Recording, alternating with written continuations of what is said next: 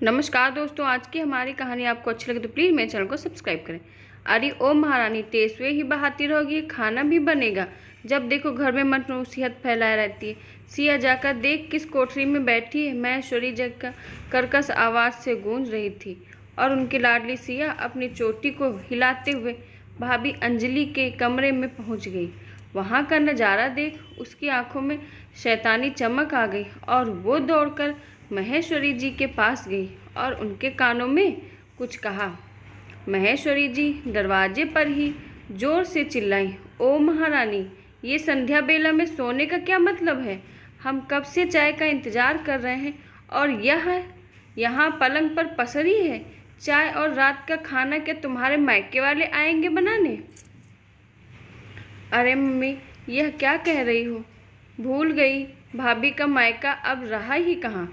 इनके पापा शादी से पहले ही नहीं थे और मम्मी भी 2 साल पहले मुक्ति पा गई और अब इनके भैया भाभी इनकी खोज खबर भी नहीं लेते। सिया ने हंसते हुए कटाक्ष किया।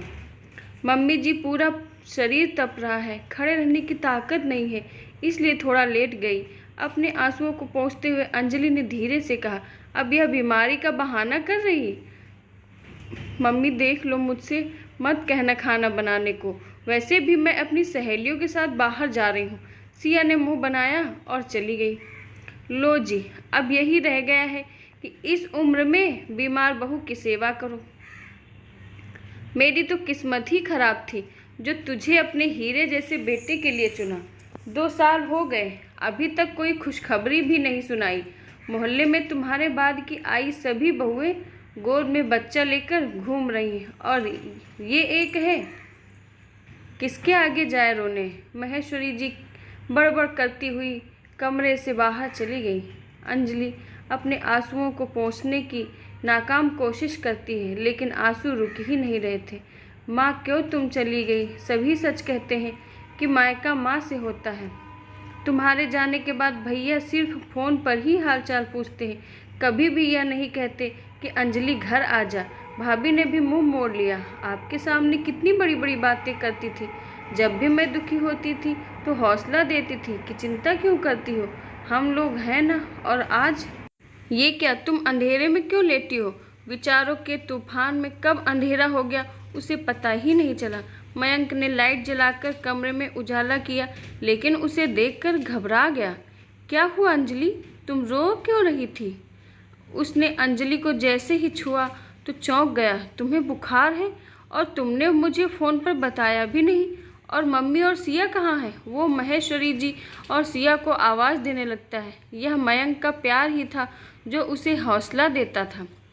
सास और ननद की जली कटी बर्दाश्त करने की, दोनों ही मयंक के सामने बहुत ही प्यार बरसाती और ऐसे व्यवहार करती कि अंजलि को कोई परेशानी या तकलीफ नहीं देती। आप तो कल आने वाले थे, तो आज कैसे? मयंक को देखकर अंजलि खुश हो गई थी। मीटिंग आज ही ख़त्म हो गई तो चला आया। सरप्राइज़ देना था इसलिए नहीं बताया। तुम्हारी तबीयत खराब है? मम्मी और सिया कहाँ हैं? मयंक की बात सुन अंजलि का हौसला टूट गया और वो उसके गले लगकर रोने लगी। अरे ओ महारानी, रात का खाना मिलेगा या भूखे पेट ही सुलाएगी? कहीं इस उम्मीद में तो नहीं बैठी हो कि मायके से भाभी आकर खाना बनाएंगी? मैं कमरे में हूँ, खाना बनाकर बुला लेना। और सिया के लिए मत बनाना, मेरी तो किस्मत ही खराब है, न जाने कैसे इस मनहूस से पीछा छूटेगा। महेश्वरी जी की बात सुन अंजलि उठने को हुई तो मयंक ने उसे चुपचाप सोने को कहा और खुद ही किचन में जाकर खाना बनाने लगा। लो मम्मी, खाना खा लो। मयंक की आवाज़ पर महेश्वरी जी दंग रह गई। आपको पता था कि अंजलि की तबीयत खराब है, आपने उसे दवा की जगह जो कड़वा जहर दिया? सुना मैंने। मयंक की बात सुन महेश्वरी जी के होश ही उड़ गए। बेटा, तू मुझे गलत समझ रहा है, वो अंजलि बहू। सिया महेश्वरी जी की जबान लड़खड़ाने लगी। मानना पड़ेगा आप दोनों के हौसलों को। कितनी आसानी से मुझे बेवकूफ़ बनाया जा रहा था। और तुम अंजलि, तुमने भी एक बार मुझे नहीं बताया कि घर में तुम्हारे साथ क्या हो रहा है? मयंक बहुत ही गुस्से में सभी से बोला। बेटा, मुझे माफ़ कर दे, अब आगे से मैं अपना व्यवहार ठीक करूँगी।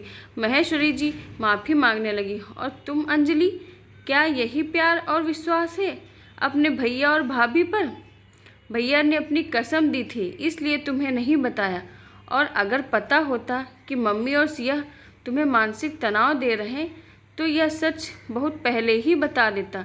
तुम्हारे भैया आर्थिक परिस्थिति ठीक नहीं चल रही, कुछ कारणों से उन्हें अपना घर बेचकर किराए में शिफ्ट होना पड़ा, इसलिए वो तुम्हें मायके नहीं बुलाते। एक बार सब पहले की तरह ठीक हो जाए तो वो खुद तुम्हें लेने आएंगे। मयंक के मुंह से मायके की स्थिति जानकर अंजलि रोने लगी। हे भगवान, भैया भाभी इतनी तकलीफ में थे और मैं उन्हें गलत समझ रही थी। रो मत अंजलि, अब सब ठीक है। मैं भैया के पास ही गया था, कोई ऑफिस टूर नहीं। भैया का काम फिर से चलने लगा है और उन्होंने बहुत बड़ा घर भी खरीद लिया है। जल्दी ही दोनों तुम्हें लेने आएंगे, मयंक ने अंजलि को संभालते हुए कहा।